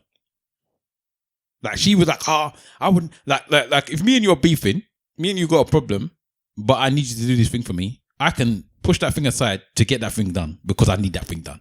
She can't do that. Because she's thinking about the feelings. She's caring about the other thing. And I'm like, I need you to do this thing. After you've done this thing, if somebody shot you dead because I hated you, I have no problem. But you've completed the task that I wanted to be done. And that is the height of selfishness in my brain. Like but that's the same like with the lions. We need to work together to be able to get this thing done because I need this thing done. Once that thing is done, you can go our separate ways. Okay, I mean, let's move it on into maybe politics. We spoke about Nigeria, for example. Let's use Burkina Faso as an example. It's very much a unified effort to build the country. The man has put himself in the firing line, just like his predecessor in years gone by, Thomas Sankara, God rest his soul, for the benefit of his people. I don't see that as being selfish. But it still benefits him though, doesn't it? But his mindset was never about him. It's always about him. No, his mindset, and I think the same mindset of Traore is, I'm doing this for my people and I'm sacrificing myself because I could die at any moment for my people. Yeah. So there are many people and many societies or communities that are very much in line with that mindset, that it's not about me, it's about us, and it's always about us. I think that two things can exist at the same time. Okay. But I also think that we are not comfortable with those two ideas existing at the same time. So he's doing it for the good of the people, but ultimately it's of benefit to his bloodline.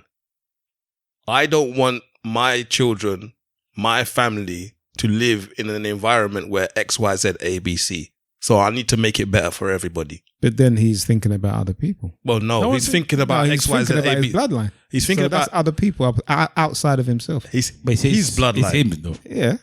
It's his bloodline. I need to make everyone else's thing better. So my people, mine, selfish to me, it has a better life. So what's happening here is a byproduct of selfishness is beneficial to everybody. It depends on how you define selfish. For me, everyone's selfish. Even if you do a good deed, you're doing it to make yourself feel better, as well as making the other person feel better. It's selfish. If I give a pauper £1 just to see them smile, just to make me happy, a pauper, yeah, it will make me happy. You got to pick up a control too. Although the act looks selfless, it's not, because it's made me happy that you're happy. But is that selfish though? That's not selfish. It's self-centered. It's self-centered. Is it? Yeah. No, but if it's coming from the heart and you're like, let's say that you have, I don't know, let's say paydays in 5 days. You got 20 quid in your account. You know, you ain't the most well-to-do individual. You know what it's like to not have and to lack. You know, you've just spent, you know, a certain amount of money on the last bit of shopping for your family or for yourself or whatever, and you got £20 left to last you for 3 or 4 days. That can get you through. That's what you think. And you see a couple of people outside and you think, I'm going to buy them something to eat. You've asked them, you go and get them some fast food or whatever. That now reduces your 20 quid down to, let's say, £5. And he's doing it because he can see that they're in need. Isn't that just you being generous, as opposed to, I'm doing this now to feed my ego? Not to say that there ain't people like that. I'm not saying that you're not being generous. I'm saying that if that generosity made you feel bad, you wouldn't do it. You might not do it. but it's put him in a worse situation. But he didn't make him feel bad. Okay. So if it makes you feel good, then that's to you is considered to be selfish. Well, that's I don't know, but that's your benefit. Selfish. Isn't it? I'm just saying that it benefits you as well. It's not selfless. Yeah, but if it benefits you, it doesn't make it selfish, does it? I just said it's not selfless. So, but people are like, for me, the minute you start filming it and posting it, then all of that is then you're different, just another kettle of fish. I see people do that, and I'm not against that. Like I'm not against. I am against. I get it. Like I'm not against, because yes, I get the whole idea behind it. You know, that it's a very kind of, you know, you're trying to present the idea that you're maybe a great person. I don't know. It just doesn't sit well with me. Like, but I'm very much an advocate for people doing well and letting people know that you've done something good, because at times it can, what's the term, that it can influence another person to do something similar. So if I now, I might have told the story before that I've given someone some food one time, and somebody drove up and beside me and said that I saw what you done there, and it's going to inspire me to do the same thing. That's not me publicizing it, but it's just some people, when they do publicize it, it can encourage somebody else to do similar things. No, I hear it. But I think what makes it a bit complicated are those people publicizing it for the right reasons. So that's where it makes it a bit complicated. You're exploiting the person. Yeah. So you also, yes, you've done it, and it might say to me, oh yeah, you know, I want to do that. But then what format do I want to do that in? Do I now want to do it and also post a video to show that I've done it, receipts? Or am I doing it and I don't mind that it's not recorded and it's not, do you get what I mean? Like it kind of muddies it in a weird kind of way. There's a Nigerian YouTube channel that I have been watching quite frequently now. I believe it's called Teaser Prank. And basically I've seen this. It's a young Nigerian guy, and he does a couple of scenarios with the general public, and he always ends up giving away money, in particular. But he calls them pranks, but some of them are not really pranks. It's more like social experiments, in a sense where you get to see the psychology of people. It's almost like he's antagonizing some people. In some of them, yes. Yeah. But and the reaction for me is justified a lot of the time. Some of them, but there are situations where it does just purely expose some of the mentality issue that we have as Nigerians in Nigeria on the street. The ones where they're not honest with the fact that they found the money. There's the ones where they're not honest with the fact that, like, he would drop 100,000 wad of money somewhere, and intentionally, and then he would go to the vendor and say, "Oh, did you drop money because there's this money here?" And then you get to see the people. You see when they make the decision as to whether or not this is their money or not. Can't do that with rich people. You can't do that with poor people, man.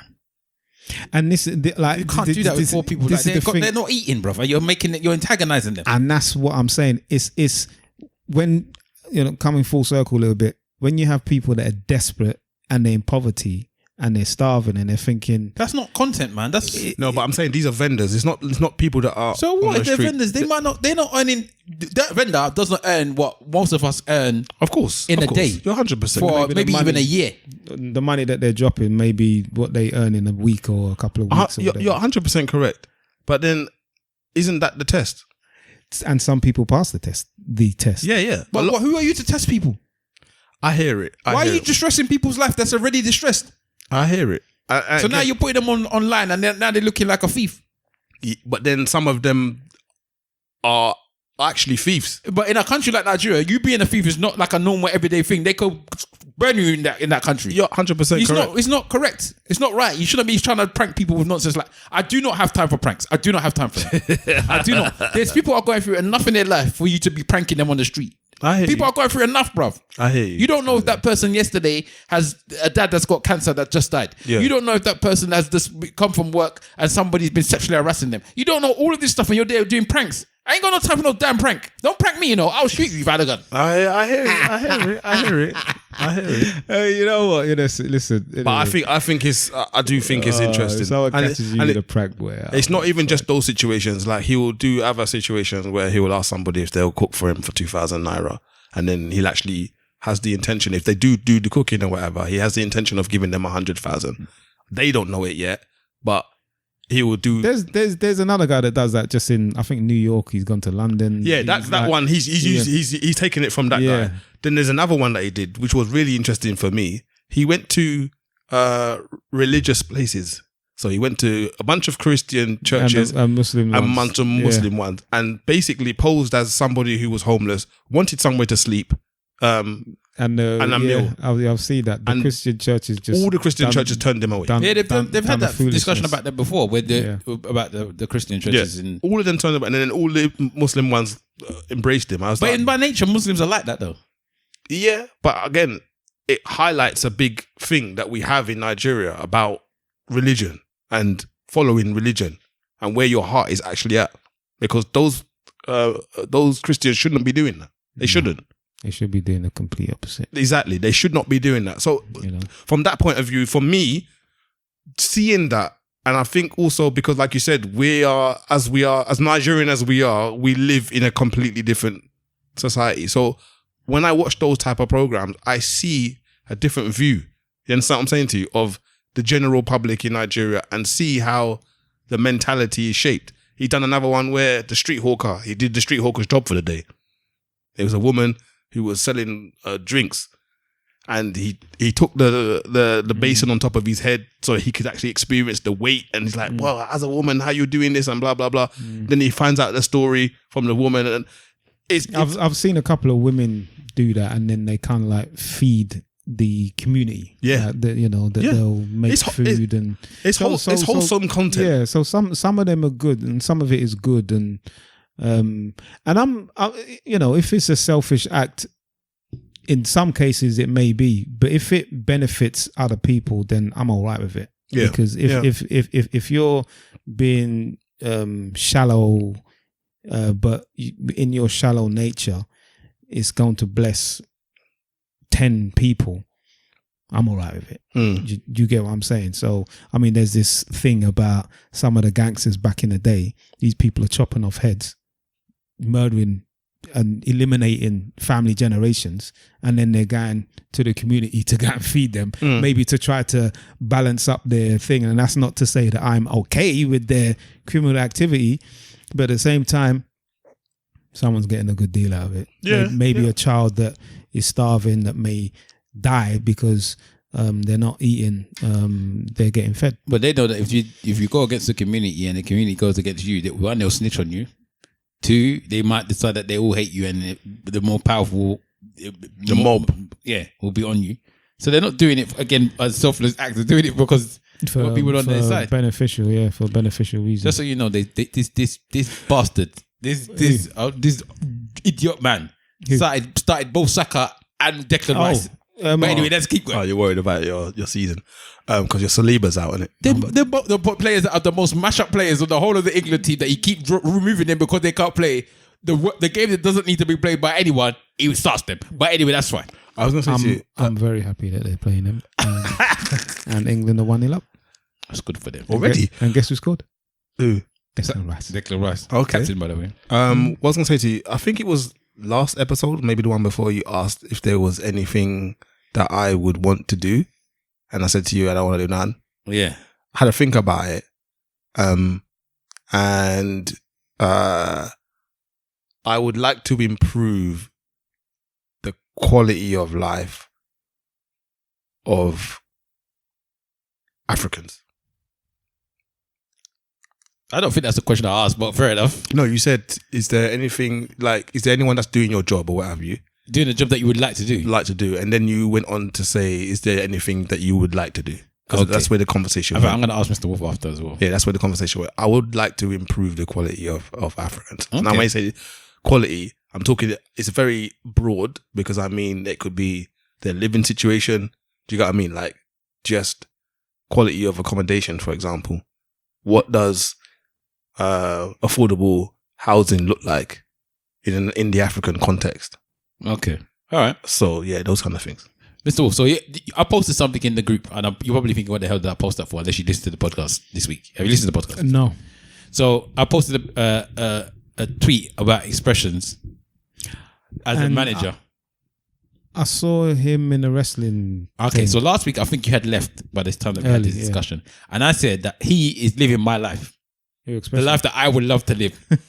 He watches football, supports his team, watches football, makes money talking about the team that he loves to watch, and he loves wrestling as well. And now he's gone into wrestling and he's doing like management for one of the wrestlers in there for TNA, which is again, it's not the biggest, it's not the smallest.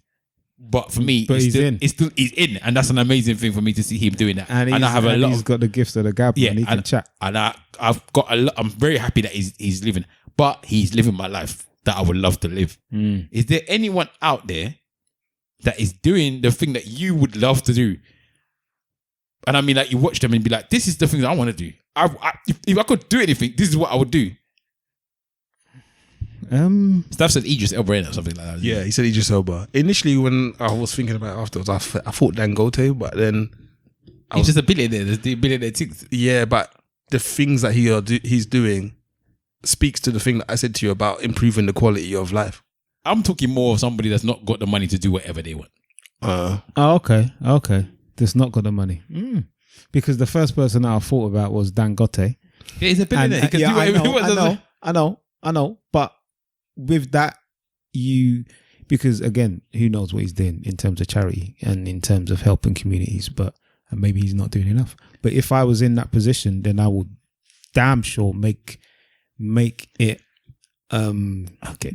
ahead of like my agenda to help communities. Let's put it into a selfish thing. I'm not talking about trying to help your community. I'm not trying. What would you? Somebody that you see as I want to do that. Not I want to do that to help others. I want to do this to this. I see this person do this thing, and that is what I want to do. Do you know what? Looking at God Logic and the way that he's online doing his thing, I was thinking, I love what this guy's doing. He's a Christian apologist, and he knows the word inside out. And I'd love to have that kind of knowledge, to be able to have conversations with people from the Mormon faith, the Muslim faith, the Jehovah's Witness, atheists, agnostics, to be able to actually have conversations with these people, know what you're talking about, and to back up what you're saying with evidence and knowledge. So what he's doing online, I think I've recommended him in one of my recommendations. Okay. And a Christian apologist is someone who can defend the faith well. See, I would have thought it would have been somebody that was, I don't know, maybe someone that has links to Liverpool. That did stuff like, I don't know. God Logic, if you say God Logic, you say God Logic. God Logic's there. I mean, then obviously there's things that I love. Prince Rakim or whatever your brother's name is. I mean, there's things that I've always wanted to do. I've done coaching for 7-8 years. That was one of the best times of my life, coaching young kids and winning trophies and stuff like that. You know, Liverpool Football Club and, you know, movies and stuff. But yeah, at this moment in time, that's the first thing that I can think of. Okay. Only because recently I've just been watching his content. I've been like, yeah, man, this guy is the real deal, man. So he's doing what you want to do. I would want to do that, yeah. Okay. On Speaker's Corner and, you know, just holding his own with conversations, cool. man. Cool, yeah.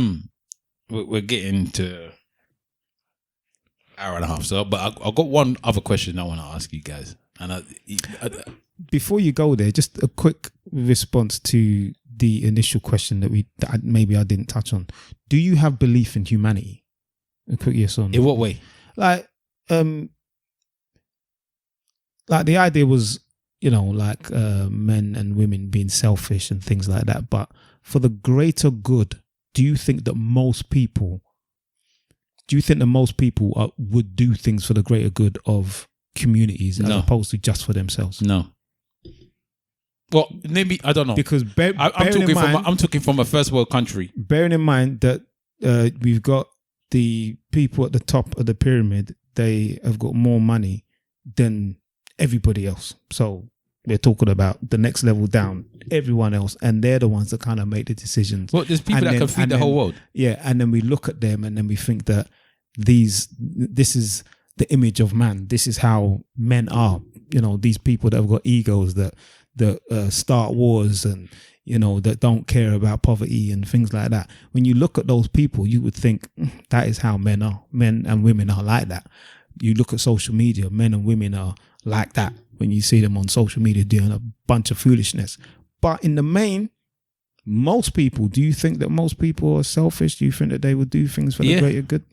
The reason why I say yeah is because of the same thing that we were talking about with Nigeria earlier, when I said, Wahala said about the politicians or what have you, and he said not so much the general people.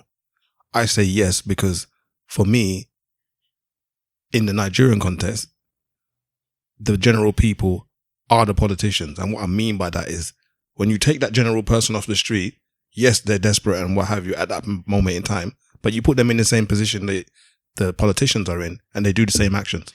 I said they don't have shame. That's why I was talking about the politicians. I said the everyday people have shame. I don't think they do. I think they do because they can't afford to not have shame. Whereas the politicians, they can afford to not have shame.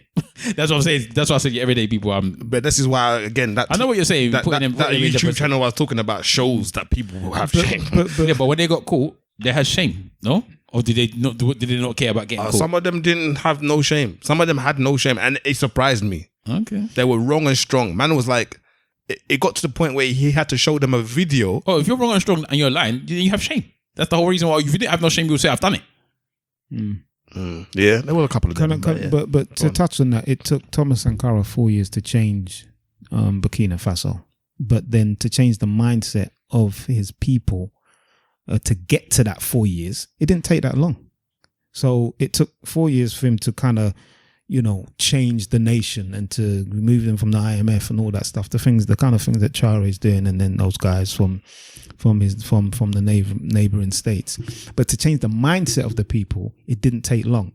So if you had someone at the top, a prime minister, a president of Nigeria or a country or Ghana or whatever, and by his speech and by his outlook of the country, he's changing the mindset of the people, and those people become less desperate because maybe the money is funneling into their pockets a little bit more. Do you think that Nigerians would, or people in Africa who are desperate, become less desperate, become less selfish, become more about the community? I don't think so. I think when you get money, what you then become is the person that wants to keep the people out that don't have money. Exactly. Because of the lack of trust and because you don't think that this is going to last. It's a barrel thing. It's that crab in the barrel thing. It's real. It's real, bruv.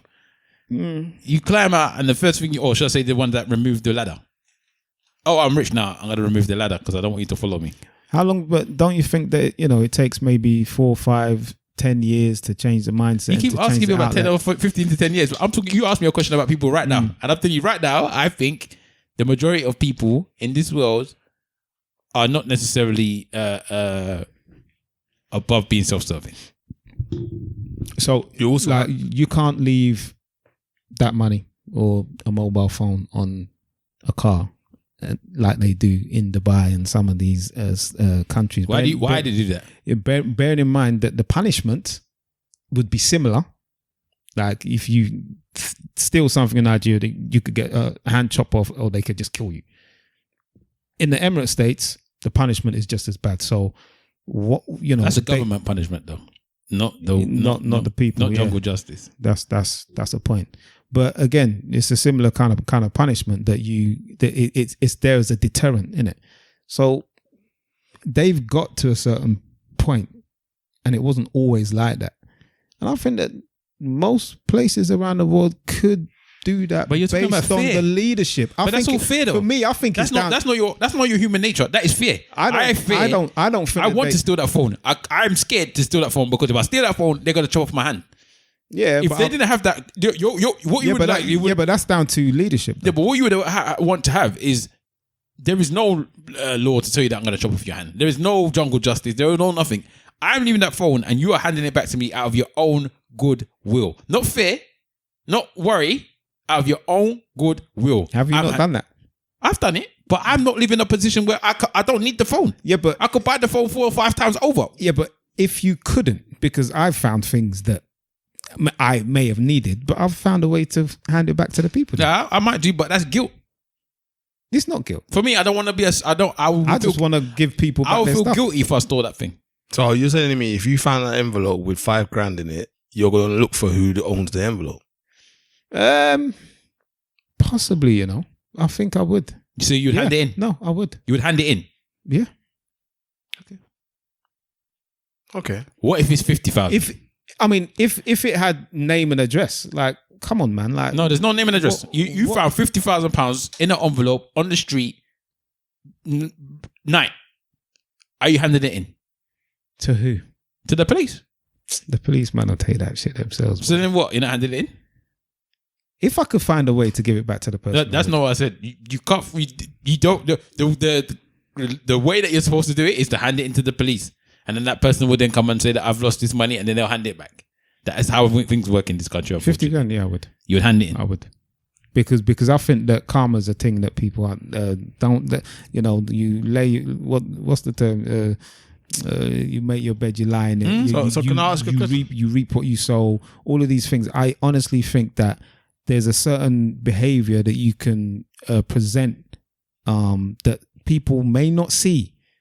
And if you're doing certain things, and I think that it's happened to me, some things that I've done that are not great, that sometimes come back and it's bitten me, let alone seeing £50,000 and just taking it and pretending So it's can mine. I ask you a question? How comes it wasn't an option for you to just leave the money and go about your business? To just leave it? Yeah. That option is there. I never thought about that option. My sister did that one time, and I'm still to this day. I remember when I was young, my sister said that she walked past somewhere. I'm pretty much certain this is right. She walked past somewhere and saw a bag of money, and then she came home, and then she told my parents that she saw a bag of money, and they said, "Where?"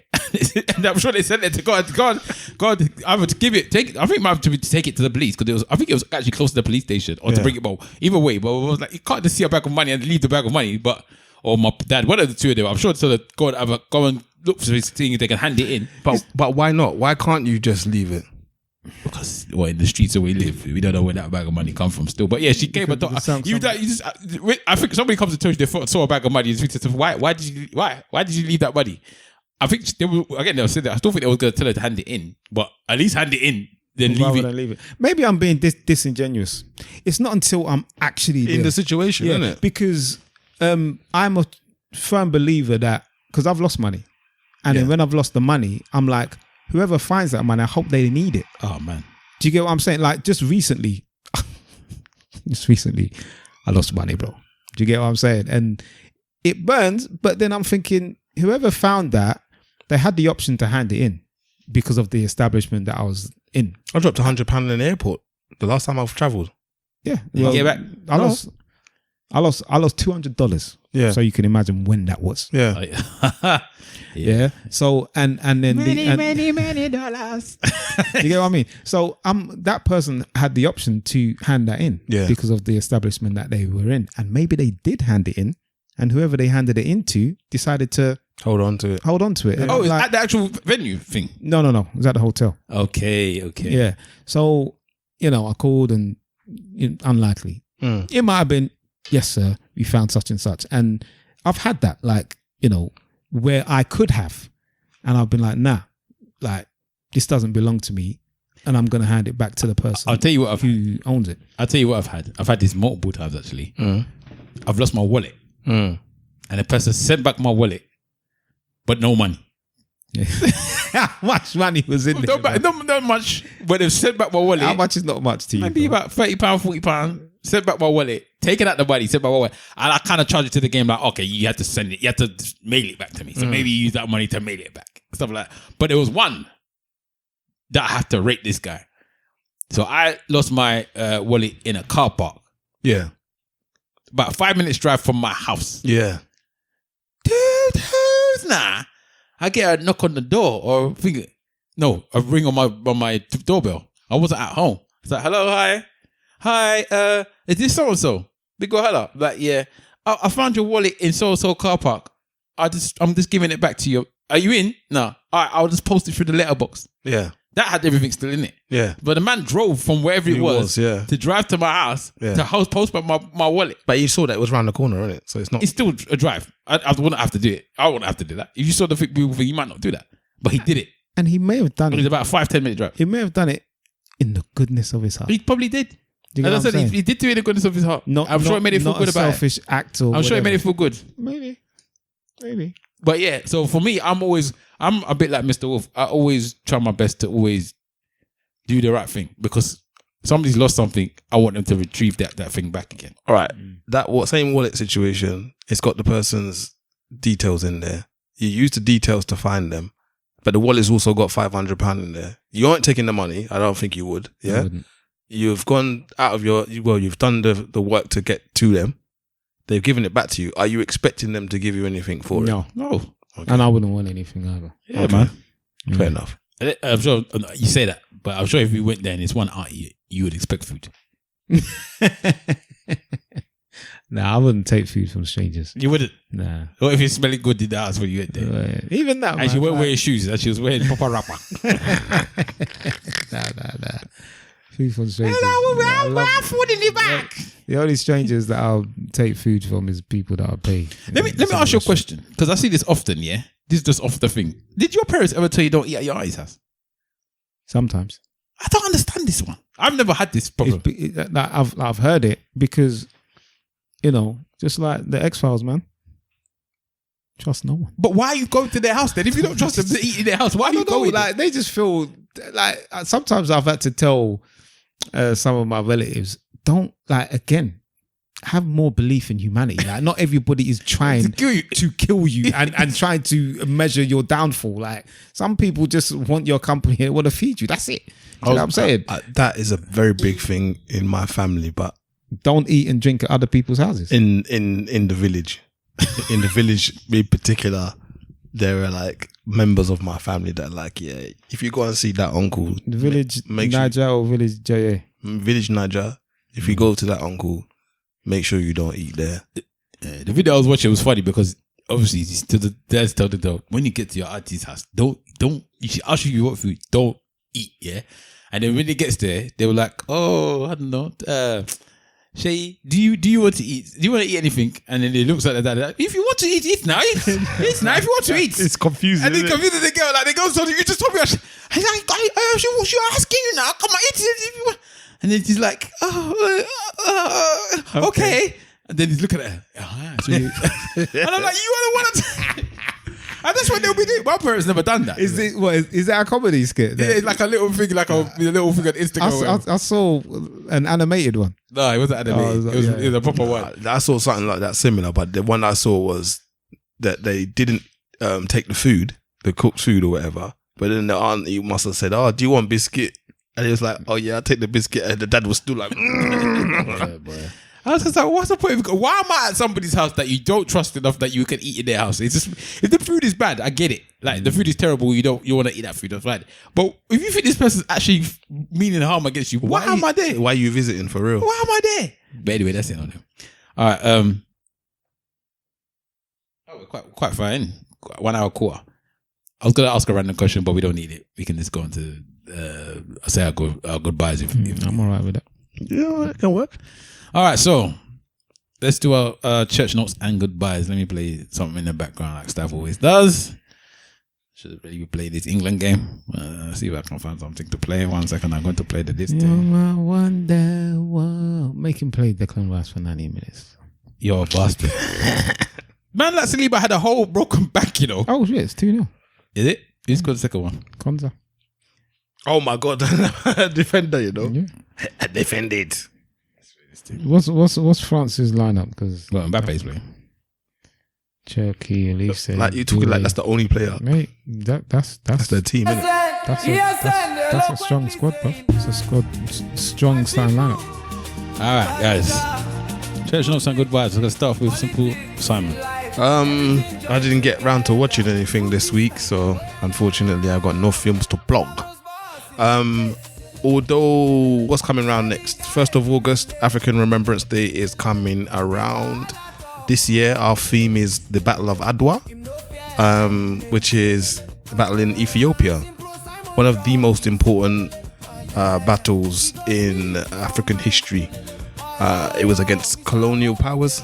It was a battle that was won, and there were many positive ramifications as a result of the winning of that battle. So African Remembrance Day is going to be held at London Docklands.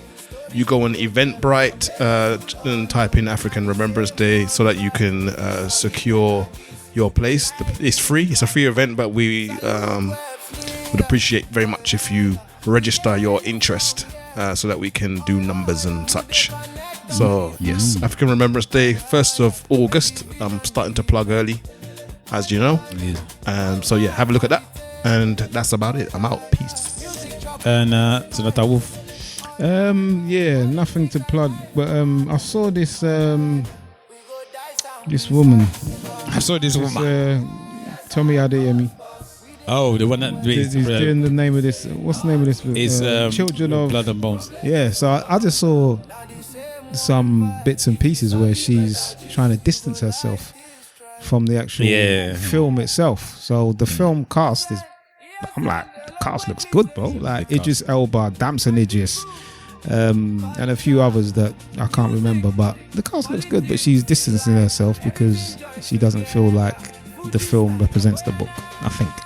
Something one of those ones. Yeah, but she's the problem because a lot of people are angry at her. At her. Wow. Because when they did the casting, I'm trying to think of the girl. I think she's in. Revo is in it as well. You know the girl that is. Do you know? Remember that they did that new Star Wars thing where there was these twins or whatever. Acolytes. The Acolytes. Yeah. And there was a mixed race girl that was the lead. Yeah.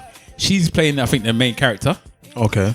In the book, that main character is very dark skinned. Okay. She's made a point about that. Yeah. Just like no. She when they in the book, you mean she made a point about her being dark skinned? She's not happy with the fact that she. No. Because when they came out and the people that read the book were like, how can this girl be this person? She came out to she defended it. I defended when the corruption was there, she defended it. So there's things that she's been defending, and then now when she's coming and saying, everyone's like, but when we was trying to tell you about this, you wasn't listening to people. You was going on making complaints about us, like we should allow this and blah blah blah blah blah. So now what's changed so suddenly now that you're no longer defending this thing? So a lot of people are quite annoyed with her. I don't know. She seems to be, and I don't know. This seems to be the case with a lot of writers. I find. There's a lot of people that have a dislike for that person as a person. They love their writing. They don't like them. And I think a few people online don't like her. And she's giving them reason to, but I don't know. She seems right to me. But a bit like J.K. Rowling. People love her, but all her books, they hate her. Do you know what I'm saying? Even though J.K. Rowling, as far as I'm concerned, she's behaving the same way that she's always behaved. You're just not acknowledging the fact that she's behaving the same way she's always behaved. But anyway, that's here no day. Have they given a date for this film? I think it's at the middle of next year. Okay. It's a shame because this could be a massive trilogy for her because she's got 3 books on it in it. So there's a lot of money that could be made from this. Yeah, this whole distancing, I didn't like it. But anyway, just maybe have a look at that. From an African advocate, you're talking about Remembrance Day on the in August. I'm going to talk about Spider-Man. So Spider-Man's going to come out 27th of July. Yeah. I've pre-booked my tickets, man. My daughter's like, Dad, have you booked my tickets? I'm like, not yet. Have you booked my tickets? Not yet. And I finally booked the tickets. So it takes 5 minutes to book a ticket. I know. It's just but anyway, I've booked them now. So we've got our tickets ready for the 1st of August to watch that, bro. 1st of August? Yeah, man. Not 27th of July. Nah, I ain't like. Yeah, I'm there the 27th. I know you are, man. I know. So I'm gonna catch it. I'm gonna catch it on the Saturday, and looking forward to it. But what we're gonna do and what I've said I'm gonna do, I'm gonna watch the other Spider-Mans, the most recent ones. Okay, BBC are showing all of them as well. Yeah, on BBC iPlayer, and also I'm gonna I have to watch the Daredevil, the most recent season. I haven't watched that, and then I got to try and fit in the Punisher as well. So have you watched Spider-Man Noir? Yeah, that's on Amazon. No, yeah, that's on Amazon. You haven't watched that one? No, you don't have to watch that. You don't have to, but I thought it was interesting. Yeah, it's the ones that I have to watch. I'm gonna try and squeeze in. I find it difficult watching that Spider-Man Noir. Couple of weeks. When I was watching it, it didn't drag me back to watch it. I watched all of it. But it wasn't holding my attention compared to the rest of everything I was watching. The only reason why I wanted to watch that was because of the Spider-Verse. Yeah. So is it connected? Oh, Spider-Noir. It was the black and white one. In Spider-Verse. It's animated, yeah? No. It's got what's his name? Nicolas Cage. That's Spider-Man. Yeah, that's what I'm saying. But Nicolas Cage was the Spider-Noir in the he's the voice of it. Yeah. Okay, cool. Looking forward to the film and also for the next the animated one as well. Okay. Yeah, man. But yeah, it will be Tuesday, innit? And it'll still be time for y'all to get your Luxor Freak Polo tickets. So go and get them and meet us there. It's going to be a good one. Looking forward to it. 27 degrees, I think it's going to be here that day. We've been keeping an eye. It's been talking about small shower, but we pray against that. We rebuke it. We rebuke it. So with fire. Yeah, so With fire. it's been a great summer, though. All right, so far, yeah. It's been a great summer. All right, so I'm Big Wahala. I'm Big Wahala on Insta. Big Wahala on Twitter. Was good people. Plug. I watched Odyssey yesterday. Go on. I didn't watch it on IMAX. Oh. Because that's what they made it for, isn't it? But I don't care. Yeah, I know. Yeah. He is going to get every award that you can probably get. Okay. I probably, depending on. Did you feel the length of the film? It was 3 hours. I saw a lot of people running out midway to go toilet. I do so ran out to go toilet at one point, but it's a bit like Oppenheimer, where it goes by, you don't notice that you're sitting in there for 3 hours. It's an epic film. I don't want to spoil it for anyone. The film is epic. The sound is epic. The visuals are epic. The story is a story that everyone kind of knows about the Greek mythology or whatever. But the way that how can I put it? Again, because I don't want to really spoil it or not. He puts a twist on the film of a particular story that I've heard hundreds and hundreds of times that I would never thought I would hear before. Fair enough. So that twist of it for me was the best part of this film. I've never looked at it in that way. I don't think anybody's ever explained it to me in that way. So it was good to see it. But yeah, everyone's acting in it is amazing. The fight scenes are great. Did it give you 300 vibes? What do you mean? In the choreography. Not really, no. Gladiator? Not really, no. Okay. It's more of a war thing, innit? So the fighting is not the biggest thing about the film. Okay. If that makes sense. It's a part of the film. Do you need to actually know that Greek mythology in order to... No. Okay, you can just watch it as... It's probably better if you just watch it, because then you're not comparing it to everything that you... I might watch it on my own. You don't like them kind of films, man. Yeah, I don't know why you go to cinema with any woman. Yes. Unless it's a date and you're... What a thing to say, boy. Unless it's a date, bruv. Or you're watching the film... many dates. And you want to watch the film to watch like the... That's a... Because unless you're gonna watch it the second time. Because if I'm not watching because you're gonna ask me questions I don't know the answers to. No. What's happening? Why are you asking me? We're just watching the film at the same time. Can you say that again? I mean, there's many women that love watching movies, isn't it? I didn't say they don't love watching it. I said they like to talk through the movie. Yeah, that's true. Yeah. Or you're in the cinema and then the bright lights from the phone. Muffin. Put that shit away, man. Yeah, look, questions. So I like to watch films first and then watch it with my wife after. So when she actually asked me the question, I can answer it. And you're okay because you've watched it. Yeah, I don't want it. You could have talk as much as you like. As much as you like. My missus hates that. What? When I watch it first and then watch it with her. My missus don't like it either, but I don't care. I want you to watch it with me for the first time. Why? Because none of us will know what's going on. And she talks during movies. Oh my god! Bloody hell, that's so annoying, man. She's a Nigerian woman, so she's yeah. Why is he doing this? Why is he doing that? Why is he doing this? Why is he doing that? What do you mean? Yes, so. Oh, can't, man. The only films I don't really mind watching with my wife, and I still would prefer to watch it on my own first, is when we have secret showings, because I find it fun. We both find it fun to see how many people walk out of the films when they go and stuff. Oh wow. Do you ever walk out? No, I haven't walked out yet. The only films I like watching with my missus are films I don't care about. That too. Don't even get me to watch them at home. Rom-coms. Yeah. Oh my god, when you watch them at home, it's even 20 times worse. Rom-coms. You'd be watching a film and then I just hit Instagram. I just hear whatever. So what? Are we watching this film or your phone watching whatever you're watching and deciding that it's acceptable to have your phone loud? Like, what is this? I've kind of grown to hate rom-coms, you know. Why? Like, why am I watching a rom-com? Like, what? It's romantic. You're a romantic. Oh, they're gonna. You're meant to touch love. breast at the time when you're watching the rom-com. Okay, I hear you. Are you? On that one. Yes. Oh. It's meant to get everyone love you. So you go home, You watch it at home. breast. You watch it at home in the cinema. You cinema, you meant to go home and be like, oh, romantic. Can you see my They're roses? just Let me so touch breast. predictable. It's like it's gonna be a little bit funny. You're gonna get upset with the lead guy. You're gonna fall in love with him. Then you're gonna fancy his friend. Then the friend is gonna like somebody else. Then at the end, they're gonna make up and get. But you get classics like Boomerang.